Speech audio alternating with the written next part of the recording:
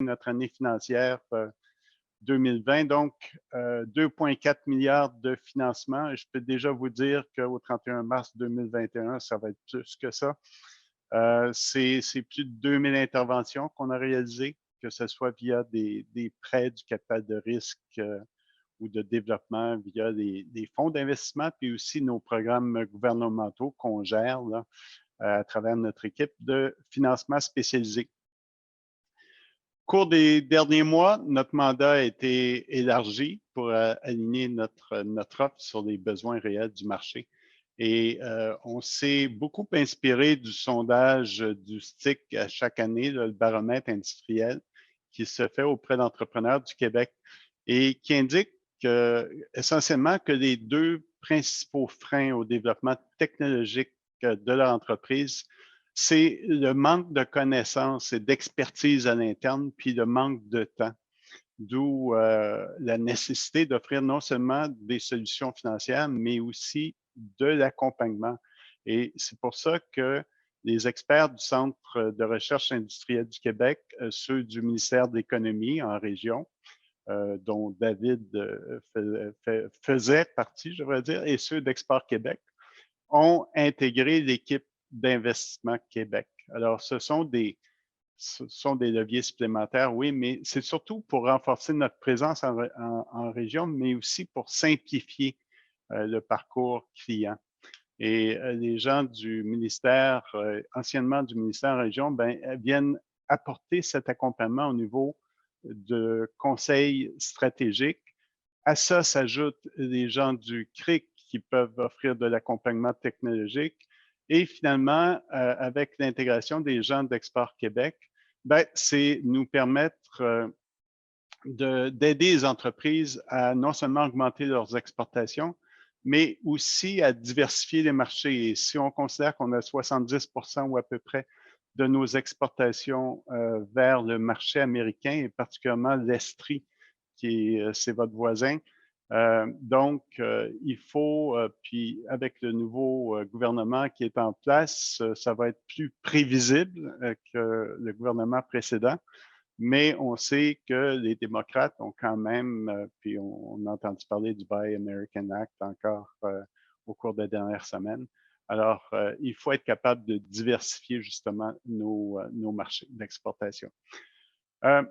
Le Nouvel Investissement Québec, c'est maintenant 950 employés ou à peu près avec des expertises diversifiées, complémentaires.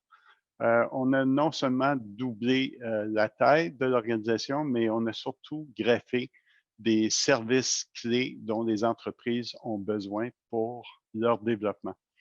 Puis, quand je parle du Nouvel Investissement Québec, j'aime bien présenter l'organisation à 3 niveaux. Puis, je pense que je vous en avais parlé quand on s'était rencontrés l'année dernière du régional Investissement Québec national et Investissement Québec international. Mais le tout a pris forme. C'est officiel maintenant depuis le printemps dernier. Alors, voici, c'était la raison fondamentale de cette refonte, c'est vraiment de créer un réseau régional plus étendu, donc surtout plus efficace. Alors, le régional, on voulait que les entreprises puissent frapper à une seule porte pour accéder à tous nos services, que ce soit pour l'accompagnement technologique, conseil des financements ou le développement des exportations. Alors, l'objectif est clair, c'est de simplifier les démarches de nos clients, puis de rendre le parcours évidemment plus fluide. Avec l'ajout des employés du ministère de l'Économie en région, on a pratiquement doublé le nombre d'employés en région. On est maintenant 300 répartis sur 30 bureaux dans 24 villes au Québec. Donc, on couvre les 17 régions administratives du Québec. Dans la région d'Estrie, Investissement Québec rassemble maintenant sous un même toit une équipe d'experts qui offre des solutions de financement qui sont adaptées là, de même que adaptées aux besoins, de même que des services d'accompagnement. Alors, sous le leadership de Guylaine Mathieu, qui est la directrice régionale principale, et de David Letourneau, qui est le directeur régional, Ils sont toute une équipe de professionnels qui sont dédiés au développement économique. Puis, pour présenter leur équipe, je vais maintenant leur céder le micro. Alors, à vous. Merci, Guy. Je tiens d'abord à te dire à quel point on est encore heureux de t'accueillir à nouveau en Estrie. Donc, même virtuellement, là, tu es disponible pour notre région. Puis, comme tu sais, notre région contribue pour sa large part à l'économie du Québec. Tu faisais mention il y a un instant là, de l'impact d'Investissement Québec sur l'ensemble du territoire québécois en termes de financement et de création d'emplois. Bien, je suis fière de dire qu'en Estrie, au cours du dernier exercice, nous avons autorisé 124 interventions financières pour un total de plus de 87 millions de dollars de financement pour réussir à créer et maintenir près de 800 emplois dans la région. Puis pour la plupart de ces projets-là, c'était des projets structurants et innovants. Avec tous les nouveaux outils et l'expertise diversifiée qu'Investissement Québec offre dorénavant, tu peux être assuré que l'équipe de l'Estrie, que j'ai le plaisir de diriger aux côtés de David, est déjà très active sur le terrain pour soutenir tous ces projets d'entreprise. D'ailleurs, David vous présentera tout à l'heure l'équipe qui supporte au quotidien les entrepreneurs et dirigeants de l'Estrie.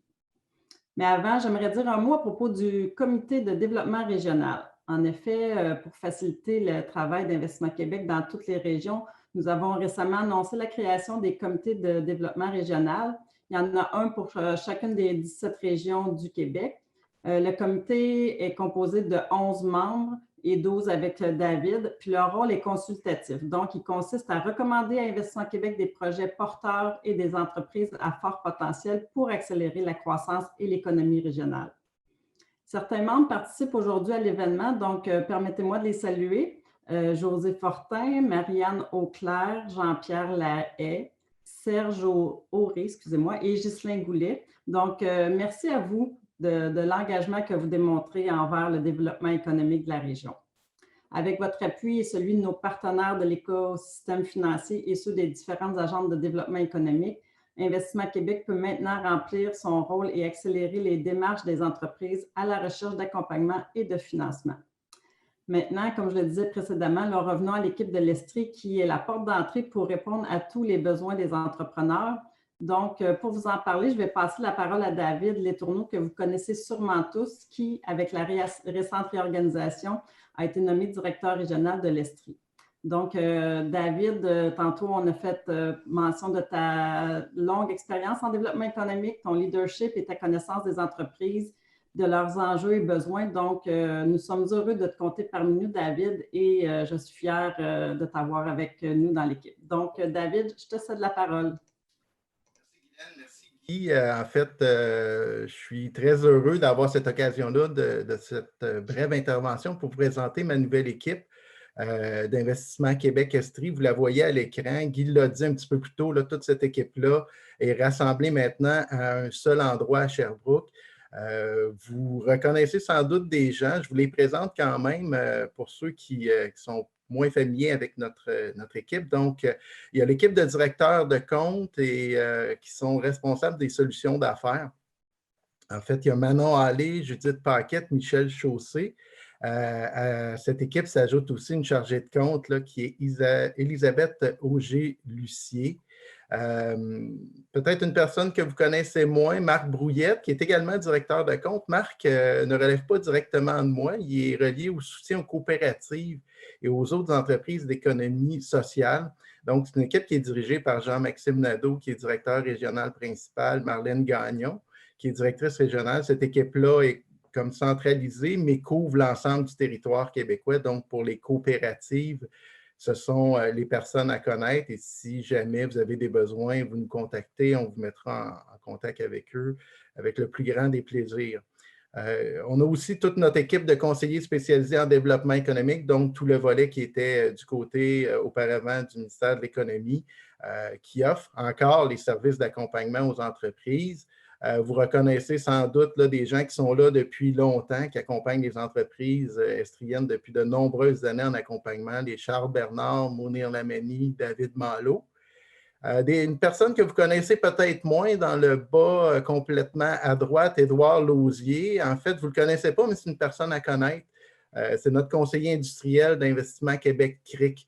Donc, Guy le mentionnait encore, là, on a la force de frappe du CRIC maintenant avec nous. Donc, Édouard, personne à rencontrer dans vos démarches de transformation numérique. Encore là, si vous nous contactez, vous avez des besoins, on vous mettra en contact avec Édouard. Donc, toutes ces personnes, bien sûr, là, sont appuyées par des gens que vous ne voyez pas, qui ne sont pas à l'écran, mais qui contribuent là, de par leur fonction d'analyste, fonction de technicien, d'agent. Ils contribuent à l'expérience client qu'on souhaite vous offrir. Donc, on a mis tout en œuvre. Guy, pas Guy, mais Louise le mentionnait un peu plus tôt. Là, ma volonté, c'est vraiment que ce soit simple, efficace, rapide pour les entreprises. Donc, toute cette équipe-là est en place pour réaliser cet objectif-là. Je vous dirais en conclusion là, que vous avez la chance de les voir maintenant sur l'écran, mais ce qui est surtout important, c'est que vous ayez l'occasion de les rencontrer. J'ai le privilège vraiment de diriger une équipe de talent, je le dis souvent, je le dis à chacune des occasions, ce sont des gens passionnés, ce sont des gens dévoués et ce sont des gens qui ont vraiment à cœur tout le développement économique de l'Estrie. Ils ne ménagent aucun effort pour vous soutenir et vous avez vraiment avantage à prendre contact avec eux. Donc, n'hésitez pas à nous contacter. Vous allez constater vraiment qu'on a des outils en main pour vous accompagner, pour vous soutenir et aussi pour faire face aux enjeux là, auxquels font face vos entreprises. Donc, n'hésitez pas, on est là. Et si ce n'est pas nous qui avons la solution, on va trouver quelqu'un qui a la solution pour vous. Guy, je te retourne la parole pour la suite de ta présentation et je vous remercie beaucoup. Merci David et Guylaine. Je peux juste vous dire, ça va faire bientôt 2 ans que je suis chez Investissement Québec et la chose qui m'a le plus frappé, puis ça vient à ce que David disait, c'est comment la mission d'Investissement Québec est au cœur des employés d'Investissement Québec. C'est vrai pour l'Estrie, mais c'est vrai pour l'ensemble des régions. Puis, comme vous l'avez dit, on est engagé à favoriser la prospérité des régions en tenant compte de leurs atouts. Puis, aujourd'hui, très fier d'annoncer une aide financière totale de un peu plus de 3 millions aux entreprises Estrie Glace de Magog et Exonétique de Sherbrooke, afin de leur permettre de gagner en productivité, puis d'être plus innovants et d'assurer aussi leur croissance. Alors, des projets d'expansion puis d'innovation comme les leurs qui contribuent au dynamisme de l'économie régionale, il y en a plusieurs dans la région de l'Estrie et on est très heureux de les appuyer. Passons maintenant à Investissement Québec international. Alors, on est plus fort avec la récente refonte. On a créé Investissement Québec international. C'est une nouvelle structure qui donne les moyens de renforcer la cohésion des démarches avec nos partenaires, que sont les agences régionales de prospection d'investissement étrangers, puis les ressources gouvernementales qui sont déployées à l'international. Puis aussi grâce à l'intégration des ressources et de l'expertise d'Export Québec, on est maintenant en mesure de supporter directement les entreprises québécoises qui désirent développer, accroître ou diversifier leur marché. Alors, ce qu'on a fait, c'est on a simplifié, mais aussi on a ajouté de la cohésion avec les différentes agences de développement économique dans les régions, puis entre autres avec Montréal International et Québec International.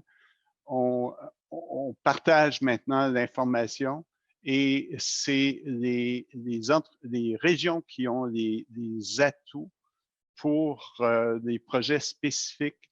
On en discute et par la suite, on a un discours qui est davantage unifié plutôt qu'être 4 ou 5 à frapper à la porte d'une entreprise étrangère puis d'avoir des discours différents.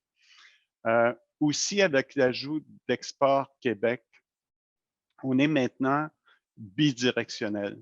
Alors, les contacts qu'on a à l'étranger peuvent servir aussi les entreprises du Québec et tout en demeurant aussi libre-échangiste, si on tient compte de l'augmentation de l'achat local, on pourra se retrouver avec le déficit commercial qu'on a à l'heure actuelle dans une bien meilleure position dans un horizon de 3 à 5 ans. Alors, ce que je veux, surtout que vous reteniez par rapport à Investissement Québec international, c'est dorénavant, c'est bidirectionnel pour à la fois attirer les capitaux et le talent étranger, mais aussi supporter nos entreprises exportatrices. Investissement Québec national ou placement privé, on compte sur des équipes spécialisées pour supporter une variété de projets qui nécessitent des placements privés, que ce soit dans un contexte de reprise ou de transfert au niveau d'une famille, que ce soit en capital de risque via des fonds d'investissement, un fonds de croissance, des comptes majeurs ou l'équipe de Ressources Québec. Ensemble, ces équipes, ça constitue un véritable centre d'expertise en solutions de financement qui peuvent supporter autant notre réseau régional que nos démarcheurs à l'international quand vient le temps de structurer une transaction. Alors, c'est ça le Nouvel Investissement Québec. C'est des équipes régionales, nationales puis internationales qui sont complémentaires avec des nouveaux atouts, des nouveaux services qui interagissent au service des entreprises. Alors, peut-être avant de parler de résumer nos priorités pour la relance, je veux mentionner qu'on est quand même en période pandémique. C'est important de mentionner ce qu'on fait pour aider les entreprises qui vivent des problèmes de liquidité causés par la pandémie. On a travaillé avec de nombreux partenaires par l'entremise du PAC, les partenaires financiers entre autres, pour venir en aide aux entreprises. C'est un programme, le PAC, qu'on a mis, programme d'aide, programme d'action concertée temporaire pour les entreprises. C'est un programme qu'on a mis sur pied avec le ministère de l'Économie en moins d'une semaine, en mars dernier. Essentiellement, c'est un programme de garantie de prêt et de prêts pour lesquels on a reçu à peu près 900 demandes, quoiqu'il y a eu 10 000 appels à notre centre d'appel. De l'enveloppe totale annoncée à l'époque de 2,5 milliards de dollars, il reste plus de la moitié qui est disponible pour les entreprises qui sont en difficulté. Alors, puis il y a 2 mois aussi, on a annoncé un programme pour 2-3 mois de ça, pour les entreprises fermées situées en zone rouge, qui couvre un programme qui couvre la majorité des frais fixes ou d'exploitation pour la période de fermeture. Alors, encore une fois, merci à nos partenaires financiers qui permettent de rendre disponibles les liquidités requises. Et je dois vous dire que j'en discutais avec M. Cahouette et Louise juste avant le début de notre rencontre.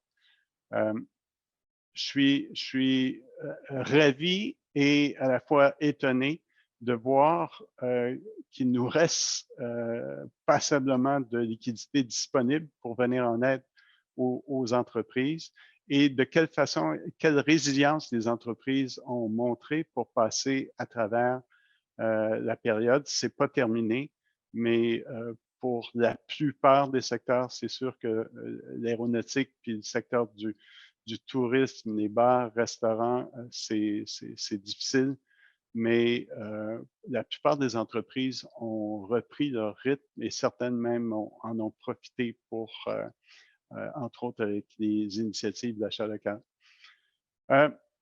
et l'agroalimentaire, évidemment. Passons maintenant à nos priorités pour la relance, justement, d'améliorer la compétitivité des entreprises par l'innovation puis la productivité, surtout en période de pénurie de main-d'œuvre, c'est une très bonne idée. La statistique est bien connue. Il faut se rappeler qu'au Québec, les entreprises automatisées à plus de 50%, ça représente seulement 25% des entreprises, comparativement à 50% aux États-Unis, puis 75% en Allemagne. S'il y a un aspect positif à la pandémie, c'est justement ça, c'est la rareté de la main-d'œuvre. c'est de créer un sentiment d'urgence quant à la nécessité d'accélérer la transformation technologique puis l'automatisation. C'est plus quand j'aurai le temps, là, pour plusieurs, c'est une question de survie. Et c'est dans cette optique qu'on a tout récemment lancé l'initiative Productivité Innovation. C'est un projet qui poursuivra des efforts qu'on avait déployés avec Manufacturier Innovant, qui avait été lancé en 2016 et qui s'est avéré être vraiment un grand succès. Il y a eu plus de 1000 projets qui ont été financés. Ça a été des investissements publics de plus de 2 milliards de dollars et il y a eu 6 milliards d'investissements privés. Donc, une valeur totale de 8 milliards. Et ceci dit, oui, c'était un grand succès, surtout si on compare à l'enveloppe initiale qui avait été budgétée de 825 millions et c'est plus de 2 milliards pour générer 6.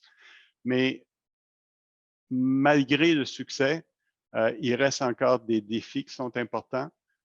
Et quand on regarde les statistiques des 10 dernières années, de 2009 à 2019, l'augmentation cumulative de la productivité des entreprises, ça a été de 9,6 au Québec, comparativement à 12,1 pour l'ensemble du Canada. Et le Canada n'est pas en tête du peloton là, des entreprises les plus productives. Alors, des pays les plus productifs. Alors, c'est pour ça qu'il fallait encore plus loin avec l'initiative Productivité Innovation, notamment en appuyant davantage que le secteur manufacturier. Puis c'est pour ça qu'on a ajouté essentiellement toute la chaîne de valeur qui vivent les mêmes enjeux face à la nécessité d'innover.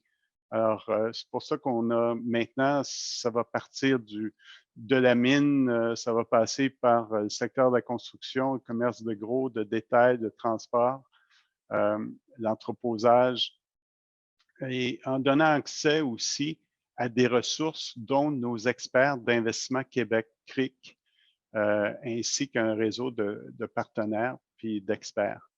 Une autre nouveauté, c'est les labs virtuels. Ce sont des cohortes d'une vingtaine d'entreprises qui bénéficient justement des projets de transformation qu'ont réalisé certains membres de la cohorte. Alors, cet effet d'entraînement, on compte beaucoup là-dessus. Et avec l'aide de nos gens du CRIC également, et avec ces labs virtuels, on pense qu'on est capable de faire bouger l'aiguille de façon importante. D'ailleurs, il y a un lab virtuel qui a eu lieu dans votre région en octobre dernier avec la contribution de l'entreprise Verbum qui est située à Sherbrooke. Alors, la nouvelle initiative est ambitieuse parce qu'on prévoit investir 2,4 milliards dans les 4 prochaines années et on va faire tout ce qu'on peut pour dépasser la cible comme on l'a fait précédemment avec Manufacturier Innovant. On vient de couvrir innovation et productivité, c'est majeur. C'est aussi d'investir dans des projets structurants. On travaille très activement à développer une chaîne de valeur complète de l'extraction du minerai jusqu'à la fabrication des véhicules électriques et en passant aussi par le recyclage des batteries. On a d'immenses ressources au Québec et on est dans une position vraiment unique pour devenir un hub majeur en Amérique du Nord, sinon à l'échelle mondiale pour l'électrification des transports, compte tenu de nos réserves de lithium, de nickel, de graphite, en plus de l'électricité verte qui attire beaucoup d'intérêt au niveau mondial. Et j'espère qu'on va être en mesure de faire des annonces avant longtemps par rapport aux investissements qui seront faits dans ce domaine-là et aux partenaires qui vont venir s'établir au Québec. Au final, ça pourrait représenter de 1 à 2 milliards d'investissements publics, puis environ de 4 à 6 milliards d'investissements privés. Il y a aussi la filière aluminium qui est également une priorité. La transformation de l'aluminium, son recyclage, qui ne se fait pas au Québec à l'heure actuelle. Ça se fait, les déchets, les rebus sont envoyés aux États-Unis ou en Ontario, alors que ce serait tout à fait normal que ça soit fait ici. Il y a le développement de technologies vertes aussi qui font partie des dossiers sur lesquels on travaille, entre autres les anodes qui émettent du gaz carbonique à l'heure actuelle, mais une compagnie, Elysis, qui est en train de développer des anodes en céramique qui vont produire de l'oxygène plutôt que du gaz carbonique. Alors, on est très conscient, et pour l'ensemble des secteurs, sur le développement de technologies vertes. Un autre élément, c'est d'utiliser l'effet de levier avec nos partenaires à travers des investissements dans des fonds. Au cours des derniers mois, on a lancé le fonds croissance des PME avec la Banque nationale, un fonds de 200 millions. Et on a lancé aussi le fonds Sciences de la vie, un fonds de 150 millions avec le Fonds de solidarité des travailleurs du Québec. Puis d'autres fonds vont voir le jour prochainement. Je vous ai parlé au tout début, notre capacité de servir à peu près 2 à 3 000 entreprises. Il y a 260 000 entreprises au Québec. Alors, d'utiliser l'effet de levier des différents fonds peut être extrêmement porteur. Et d'ailleurs, on est déjà investi dans une soixantaine de fonds à l'heure actuelle. Et finalement, favoriser l'achat local. Une autre leçon qui a été tirée du printemps dernier, c'est notre dépendance à certains produits importés et comment ça peut faire en sorte de compromettre notre chaîne d'approvisionnement.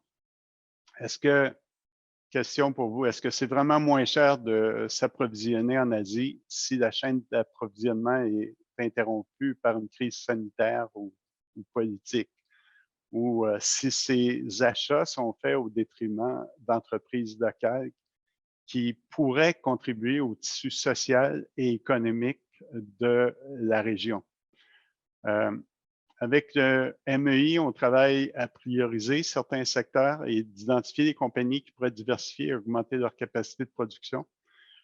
Mais on a aussi besoin de vous. Et ce que je vous demanderais, c'est revoyez votre chaîne d'approvisionnement et pensez à ce qui pourrait être produit localement.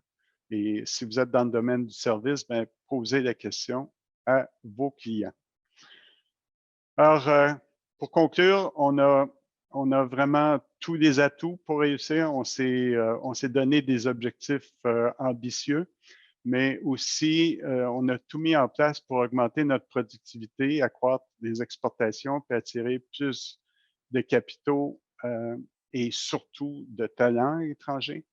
Alors, on a le talent et les ressources pour développer des nouveaux projets économiques qui sont à la fois prospères, qui sont verts et qui sont durables. Merci.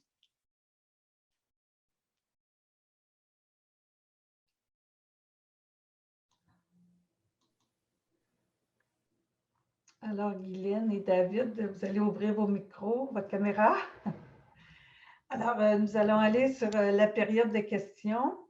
Je ne sais pas si dans le chat, il y en a d'inscrits pour le moment, mais si je fais du pouce sur ce que vous venez de dire, M. Leblanc, concernant l'achat local, il y a eu la volonté du premier ministre qu'on puisse s'autosuffire au Québec concernant les matières en équipement au niveau de la santé.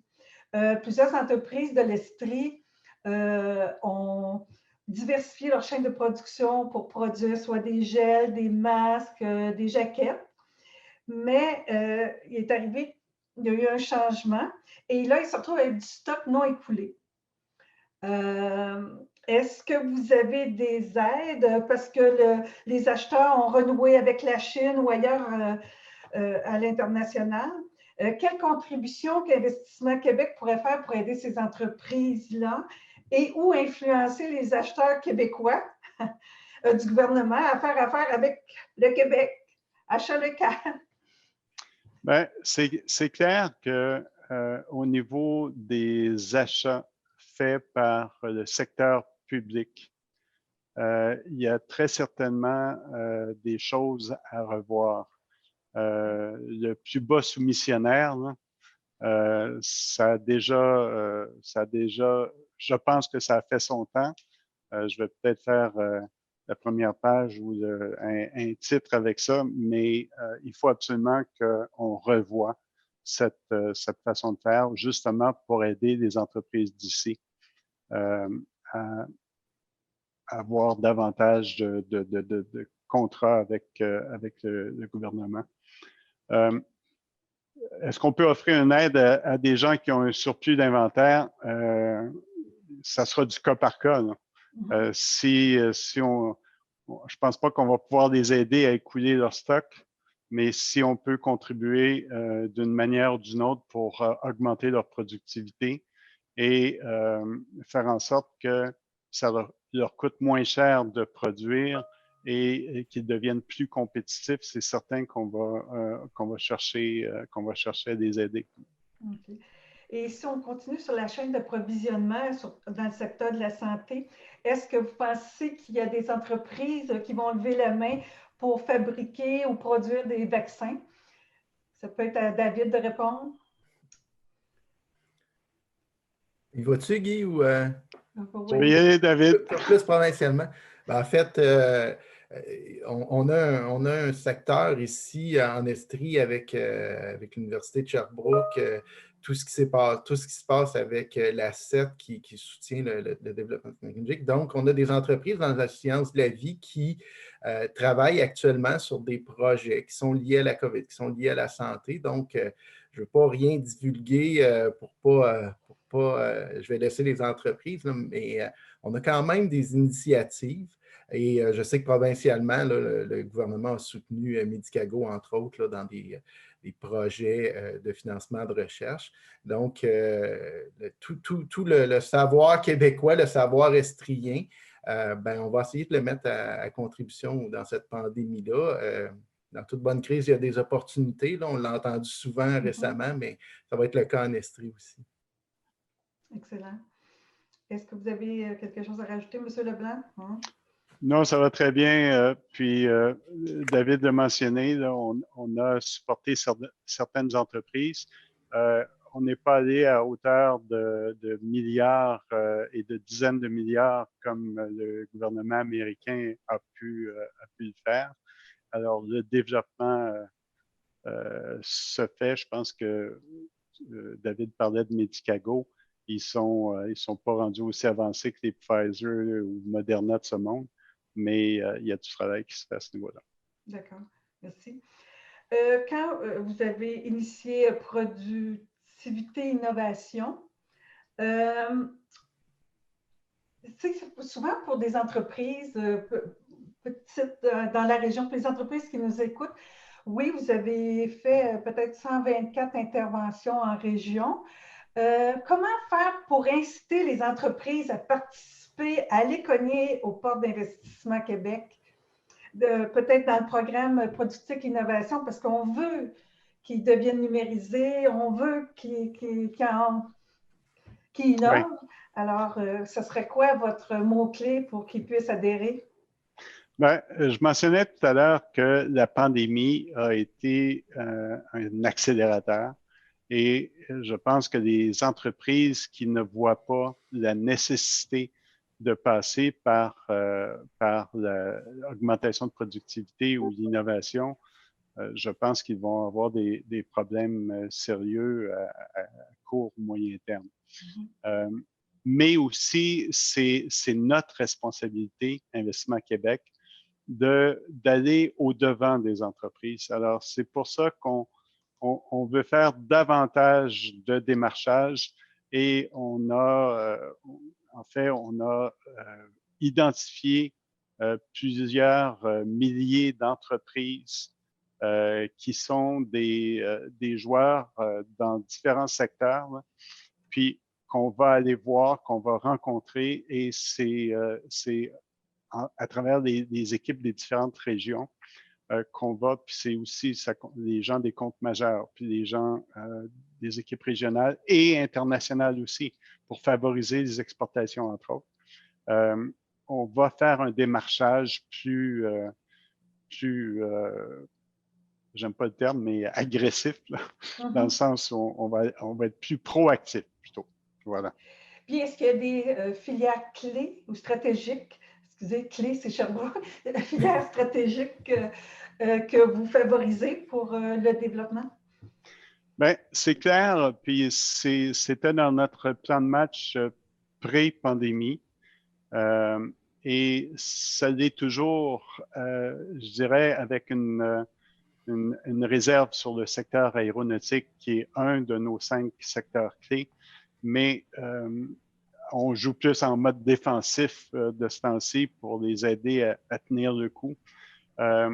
Mais l'agroalimentaire, qui est un de ces secteurs clés, les sciences de la vie, les ressources naturelles, évidemment, et tout ce qui est technologie, puis j'ai parlé de technologie verte tantôt, mais technologie et intelligence artificielle, non seulement c'est un secteur clé, mais aussi ça couvre l'ensemble des secteurs, parce que toutes les entreprises sont ou vont devenir des entreprises technologiques œuvrant dans un secteur donné. Tantôt, vous avez parlé d'exportation. On sait que les entreprises, 82% des entreprises exportent vers les États-Unis, 87%, si on veut qu'elles se diversifient. C'est quoi les programmes concrètement pour pouvoir les aider? Bien, évidemment, il y a des ORPEX dans les régions qui offrent du support, mais on a à chacune des équipes régionales, il y a quelqu'un de notre équipe internationale qui est assigné justement pour venir en aide aux entreprises de la région, pour les aider à augmenter puis à diversifier leurs exportations. Donc, il y a des programmes qui existent avec les ORPEX, mais Investissement Québec va être présent aussi pour aider. Puis, ça passe surtout par productivité, innovation. Si tu augmentes ta compétitivité, c'est sûr que tu risques d'être un fournisseur plus attrayant pour les marchés internationaux. Si je peux compléter, Guy, en fait, on a en Estrie partout au Québec, là, mais le programme PEX aussi qui est directement là, en lien avec les entreprises. Le programme PEX est beaucoup utilisé en Estrie là, quand on regardait les statistiques chaque année. On était comme des régions comme Montréal, Québec dans l'utilisation, donc très connu en Estrie, très utilisé. Et ce qui est intéressant de constater, c'est que ce programme-là, malgré le fait que les gens ne pouvaient plus aller dans des conventions, dans des expositions pour soit travailler leur développement d'affaires, vendre leurs produits, ben là, on voyait développement de sites web, des choses comme ça qui les amenaient à se rendre accessibles sur les marchés étrangers. Donc, on travaille beaucoup avec cet outil-là en région et les entreprises le connaissent bien, mais continuez à nous contacter. On a des belles opportunités avec ce programme-là qui est simple et efficace. OK. J'avais une question aussi qui est arrivée par texto, désolée. Concernant l'international aussi, il y a plusieurs grandes compagnies mondiales qui créent Corporate Venture Capital, CVC, afin de financer, de dédier une équipe à l'interne pour travailler et supporter les jeunes pousses technologiques et innovants. Est-ce que IQ a déjà envisagé un tel concept ou analysé un tel concept? De mettre des fonds publics avec une entreprise en particulier pour faire justement un corporate venture véhicule. Non, mais d'encourager des entreprises à le faire et d'être partenaire, non pas à travers le fonds, mais d'être partenaire en direct dans des projets spécifiques. Absolument. Okay. Ça fait partie de notre mission aussi. D'accord. Mais ce n'est pas un modèle très répandu ni au Québec ni au Canada, mais ça existe, oui. Excellent. Je vais aller à une question sur le chat. Bonjour. Pour la pénurie de main-d'œuvre, les délais réels pour avoir des travailleurs qualifiés étrangers est de 12 mois. Que peut-on faire pour diminuer à 3 mois? Pour réduire les délais, Oui. pour obtenir les permis, je ne suis pas sûr d'avoir saisi le... Les délais réels pour avoir, ça doit être, c'est sûr, c'est pour avoir les permis. Oui. Écoutez, c'est de travailler avec notre équipe internationale et je parlais de cohésion tantôt avec les agences de développement. On a accès aux différents ministères. Simplement nous contacter, puis on va voir de quelle façon on peut aider et accélérer. Mais ce n'est pas nous qui émettons les permis. Alors, on peut user, on connaît les bonnes portes à ouvrir, on peut insister, mais on ne peut pas signer des documents. Bon, juste peut-être, Louis, juste ajouter, là, la semaine dernière, pas plus tard que la semaine dernière, on a eu une rencontre justement avec le ministère des Affaires, le ministère de l'Immigration, et ça a débouché sur, ça va déboucher sur d'autres rencontres justement pour faciliter cette compréhension-là, comment on peut faire les bons liens, là, parce que c'est ça l'idée, c'est de faire le bon lien vers les bons partenaires. Donc, Nicolas, je vois ta question, là. Tu peux parler à Mounir éventuellement, puis on va essayer de raffiner notre approche. Je sais que le MIFI est très préoccupé par ces enjeux-là. Ils travaillent, ils ont des processus accélérés, mais il y a effectivement des choses peut-être là, à amener pour faciliter votre travail là-dedans. Ouais, merci David. Puis j'ai parlé à Nadine Giraud déjà, puis on se demandait mutuellement de quelle façon on pouvait s'aider. Et ma demande a été vraiment axée sur l'accélération du processus pour tout ce qui concerne le talent étranger. Oui. Hier, justement, il y a une entreprise qui me disait que c'est tellement long qu'ils vont y aller directement, analyser un avion, aller chercher des gens, puis les amener. Tu sais, c'est quand même, à un moment donné, c'est quelque chose. Là. Ouais. Alors, David, encore M. Bombardier, pouvez-vous parler des différents programmes d'aide financiers au niveau des programmes innovants? Salut Nicolas. Écoute, en fait, Guy en parlait, productivité, innovation. Je pense que c'est un peu le programme actuellement qui peut vous aider, qui peut aider les entreprises. Par contre, dépendamment du type d'innovation, dépendamment de vers quoi on se dirige, il y a probablement d'autres possibilités. Encore là, je pense que ton lien est bon avec Mounir, avec Manon. Prends contact, puis on va essayer de répondre spécifiquement à ta question. Mais pour peut-être juste mentionner, il y a en termes de financement pour augmenter la productivité et l'innovation à travers le programme, il y a des moratoires qui vont s'adapter à la durée du projet et ça peut aller jusqu'à 4 ans. Alors, congé de remboursement de capital pendant 4 ans, ça peut être très utile. Mais encore une fois, selon les projets, puis si c'est un projet de longue haleine, on est capable d'être patient aussi. Je voulais juste revenir sur la main-d'œuvre. Tu sais, on fait du coq à l'âne un peu, mais désolée, j'ai une question. Vous savez que les cédants sont un peu hésitants, mais il y a des opportunités pour les repreneurs. Concernant le transfert des entreprises, la relève, c'est un enjeu majeur. Est-ce que c'est important pour l'économie du Québec? Est-ce que vous avez des programmes accessibles pour favoriser la relève entrepreneuriale?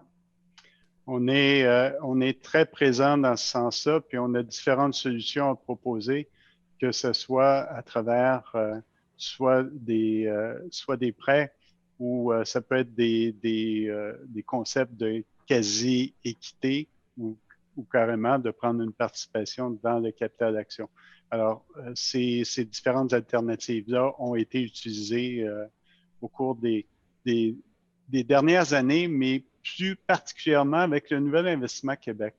Ce qu'on nous a demandé, c'est d'être plus présent en termes de placement privé. Alors, dans le contexte du reprenariat, par exemple, ça peut être très utile d'avoir à la fois un partenaire financier qui est patient, mais qui n'a pas besoin d'avoir une détention dans la compagnie et qui est capable de sortir éventuellement lorsque les repreneurs vont vouloir avoir la totalité de l'actionnariat, par exemple. Un autre point qui est important, c'est le fonds de croissance qui a été créé, un fonds d'1 milliard. Et ça, c'est entre autres pour protéger les sièges sociaux, mais aussi pour favoriser le reprenariat pour les entreprises du Québec. C'est bien, parce que je m'en venais justement ces sièges sociaux. C'est important de pouvoir, d'avoir une visée pour pouvoir les garder ici. Merci beaucoup. Je vais aller... Je pourrais peut-être juste rajouter par rapport au transfert d'entreprise qu'on en fait vraiment beaucoup en Estrie au niveau de la relève, au niveau de l'accompagnement. Donc, moi, ce que je dirais, c'est dès que l'entrepreneur est prêt à passer le flambeau, bien, de communiquer avec nous pour qu'on puisse voir tous les outils. Là, on a aussi le fonds de transfert qui est aussi disponible pour aider à la mise de fonds des repreneurs. Donc, on a plusieurs outils. Puis nous, on travaille en complémentarité avec les autres partenaires financiers de l'entreprise. Fait que c'est important de le souligner. Là, quand on est en relève, on peut prendre une place de recul dans le sens pour pouvoir compléter la transaction avec des flexibilités qu'on peut offrir. Donc, c'est important ça aussi là, de savoir qu'on travaille de façon flexible pour trouver la meilleure solution et les outils pour le repreneur. Ça me fait poser une question. Concernant l'autonomie des équipes en région par rapport au national, c'est quoi dans tous ces programmes-là? Est-ce que j'y vais, Guy? Moi, tout le monde veut y aller. Ouais. Allez-y. Allez-y, puis je vais peut-être même en ajouter. C'est bon. Ben, en fait, l'autonomie est quand même assez grande au sein du réseau régional. Alors, moi, je dirais qu'on est la porte d'entrée principale pour toute demande. Puis par la suite, si ce n'est pas nous, si on doit transférer au compte majeur, si on doit transférer au financement spécialisé, bien, on travaille à trouver la bonne ressource.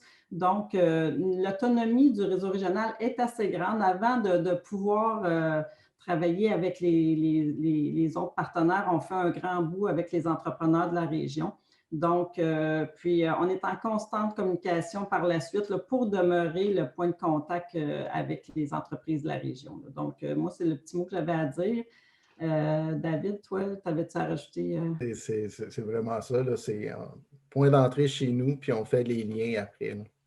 Si je peux me permettre d'ajouter, c'est pas seulement le point d'entrée et c'est pas seulement de trouver la bonne ressource, c'est une implication durant tout le processus et un pouvoir d'influence aussi parce que si compte majeur ou financement spécialisé arrive avec une solution, mais que Guylaine ou David connaissent l'entreprise, disent c'est pas nécessairement, c'est pas dans leur culture, c'est pas adapté à leurs besoins tout à fait. Ils vont venir corriger le tir ou venir ajouter d'informations puis ils vont avoir un pouvoir d'influence aussi au niveau de l'approbation. Une fois que tu passes, si c'est un montant significatif, si tu passes au comité de crédit, ben ils sont présents aussi. Bon, ben, si on parle de crédit, les analyses de dossiers souvent se font par les ratios. En temps de pandémie, vous me voyez venir, en temps de pandémie, des fois, il y a eu peut-être des problématiques de liquidité. Est-ce qu'il y a lieu encore actuellement de faire les analyses de dossiers par ratio ou il y a une autre façon de faire pour être un peu plus empathique avec nos entrepreneurs? Oui, celle-là, je vais la prendre, puis rapidement. C'est vraiment, si c'était par ratio, on aurait simplement un programme informatique, puis la réponse sortirait oui ou non. Alors, puis quand je parlais le fait que le dossier soit dans les mains du responsable régional, puis qui va chercher en fonction de la solution, les pistes de solutions qui sont privilégiées, c'est certain que ça va être du sur-mesure, ou fort probablement, ça va être du sur-mesure pour tenir compte. C'est sûr que ça prend un peu d'historique. C'est quoi votre plan de croissance? Puis si tu passes par une période difficile, puis il y en a plusieurs actuellement qui passent par des périodes difficiles, ben, tu ne peux pas t'arrêter seulement à une photo sur un an ou deux. Excellent. On a des beaux cas de flexibilité dans la région. Là. On se plaît à dire qu'on fait de la créativité financière. Donc, avant de dire on ne fait pas le dossier, on va avoir vraiment analysé le dossier sous tous ses angles. Excusez mon français, sur tous ses angles. Et notre niveau de refus ou de déclin des dossiers est très faible. Je ne dirais pas qu'il est à zéro, bien entendu, mais on fait vraiment tout pour… puis le mot à retenir, c'est flexibilité. Là, chez Investissement Québec, là, je pense que la flexibilité fait partie de notre base d'analyse. Excellent. Moi, je fais en sorte que je veux que les entreprises puissent aller cogner à votre porte. Là. Alors, les gens, pour certains entrepreneurs, ils peuvent avoir peur, ils pensent que vous n'êtes pas là pour les aider nécessairement. Mais ce qu'on veut aussi, et c'est un de nos indicateurs de performance, c'est qu'on veut faire des dossiers avec des partenaires. On est là pour combler les carences dans la chaîne des capitaux. S'il s'agit d'un projet qui est peut-être un peu risqué pour une institution financière ou un fonds d'investissement, ben, on va regarder, puis si le projet semble porteur, ben, on va y aller. Mais dans à peu près le 3/4 des cas, on souhaite être avec des partenaires parce qu'on n'est pas là non plus pour voler le lunch à personne. D'accord, parfait. Je vais aller avec une question des pannes. L'expansion du manufacturier innovant à d'autres secteurs serait sensiblement les mêmes paramètres. Sera-t-il sensiblement les mêmes paramètres, peut-être? Point d'interrogation. Tranche à 0%. On peut en parler dès maintenant à nos clients. Une question de M. Bérard de Desjardins. Guy, je comprends. Tu sembles avoir des points d'interrogation. C'est parce que je n'ai pas compris la question. J'ai manqué le départ. Okay. L'expansion du manufacturier innovant à d'autres secteurs aura-t-il sensiblement les mêmes paramètres? Ah, la réponse, c'est essentiellement les mêmes paramètres. Oui, mais ce sont des paramètres. Chez Investissement Québec, on est mandataire pour le Fonds de développement économique. Alors, il y a des programmes prévus au niveau du gouvernement pour l'innovation et qui peuvent se faire à des conditions favorables. Le côté Investissement Québec qui va venir en support pour les achats, que ce soit d'équipements, d'agrandissement d'usines ou ainsi de suite, vu qu'on les fait avec des partenaires financiers, on se doit de les faire aux conditions du marché, parce qu'autrement, je parlais de manger le lunch tantôt, c'est ce qui arriverait. Alors, il y a des programmes gouvernementaux pour lesquels on est mandataire et l'initiative Productivité et Innovation fait partie de ces programmes gouvernementaux où on nous octroie une enveloppe de 2,4 milliards pour les 4 prochaines années. Là, je vais prendre la dernière question parce que le temps avance et je sais que vous avez un horaire chargé. Est-ce possible de nous parler de partenariat de IQ avec BNC pour les fonds de croissance? Bien, on a mis 100 millions dans ce fonds et la Banque nationale, à travers l'institution et son réseau de gestion privée, contribuera l'autre 100 millions. Et c'est les entreprises, c'est la Banque nationale qui est responsable de ce fonds et de venir en aide aux entreprises là, qui ont des projets justement de croissance et de modernisation. Là. Alors, je ne peux pas vous donner plus de détails autres que ce sont des interventions qui vont se faire aux conditions du marché. Et Investissement Québec sera un partenaire dans ce fonds. OK. Ce n'est pas nous qui gérons ce fonds. OK. Ah, d'accord. Écoutez, j'ai une autre question qui arrive. Je dois quitter maintenant parce que je vais attendre un petit peu. C'est qu'il y a plusieurs questions. Ma réponse, ça va être moi aussi. Oui, c'est ça. Mais écoutez, comme je vous ai dit à tous, les questions vont être répondues, vont être envoyées à tout le monde. L'équipe de M. Leblanc, Guylaine et David vont répondre aux questions. Soyez sans crainte, on va vous envoyer les réponses. Alors, écoutez, c'est le fun, c'était plus long que prévu, mais là, les gens commencent à quitter, on le sait, hein, les gens ont des rendez-vous. Alors, M. Leblanc, Mme Mathieu, David, M. Letourneau, je vous remercie beaucoup pour votre présentation parce que c'est très intéressant. Et moi, ce que je veux, c'est que les entreprises petites, grandes, aillent vous rencontrer parce que vous voulez être en étroite collaboration avec les entreprises. Et c'est quand même, je pense que c'est facile de cogner à la porte et avoir de l'aide. Il ne faut pas être gêné, c'est important, c'est là pour nous et il faut y adhérer. Alors, comme chambre de commerce, je les invite à y aller, c'est important. Alors, sur ça, bien, je pense que est-ce que Régent, vous voulez faire le mot de la fin? Ah, ton micro, Régent. Voilà. Alors, on vous remercie beaucoup parce que c'était très éclairant. Je suis sûr que plusieurs des participants vont vous contacter pour avoir de l'aide. Il n'y a aucun doute dans mon esprit. Et merci beaucoup à votre équipe. Alors, l'Esprit compte sur Investissement Québec pour la relance économique rapide et rentable.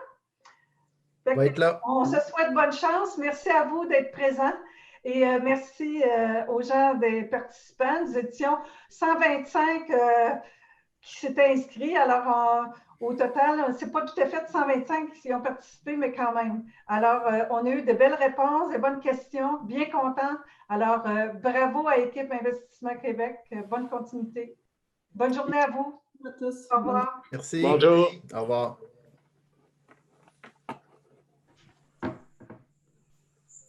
David, oui. Moi, je vais enregistrer, puis on va aller chercher les questions pour pouvoir répondre. Oui, bien c'est ça, tu vas prendre, tu vas nous les envoyer, les questions? Oui, oui. OK, parfait. Tout à fait, mais moi, j'avais mis Mélanie sur le cas pour qu'elle puisse les copier. OK, c'est ça, parce que je ne savais pas comment on allait les récupérer. Good, merci. OK, bye, bonne journée. Bye, merci à toi. Salut, Madame Bourgault.